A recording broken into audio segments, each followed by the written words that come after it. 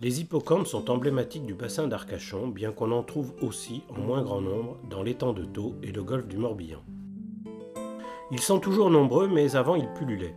Les anciens disent qu'on les ramassait à l'épuisette sur les plages. Ils appartiennent à la famille des Syngnathidae. Les hippocampes se tiennent verticalement et leur silhouette leur a valu le qualificatif de chevaux de mer.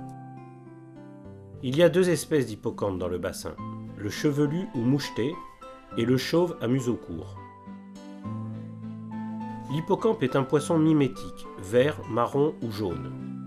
On les trouve sur les fonds coquillés, mais surtout cachés dans les herbiers de Zoster, où ils peuvent se protéger du fort courant de marée grâce à leur nageoire caudale transformée en queue préhensile qui leur permet de s'accrocher. Ils se déplacent lentement avec deux petites nageoires pectorales et une dorsale. À travers les austères, les algues et les débris coquillés, il approche discrètement des petits crustacés qu'il repère avec ses yeux qui scrutent indépendamment toutes les directions. Il les aspire avec sa petite bouche en forme de pipette en projetant vivement sa tête.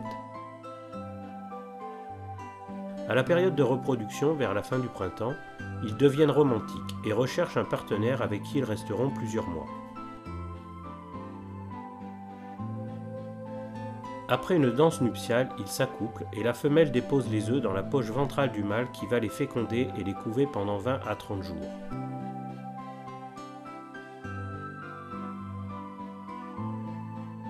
C'est un cas très rare d'ovoviviparité du mâle. À la maturité, les œufs éclosent dans la poche du mâle qui expulsera ses petits hippocampes par des contractions de l'abdomen.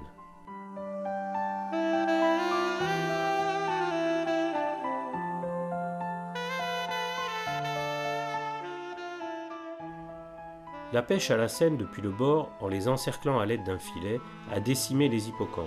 On a craint qu'ils ne disparaissent car ils étaient utilisés pour leurs vertus médicinales, ou bien séchés et vernis pour être vendus comme des objets décoratifs car ils n'ont pas d'écailles mais un squelette externe. Ils sont maintenant protégés et ils restent encore bien présents dans les eaux du bassin pour le bonheur de tous. Seule la disparition de leur biotope ou la pollution des eaux pourrait les menacer.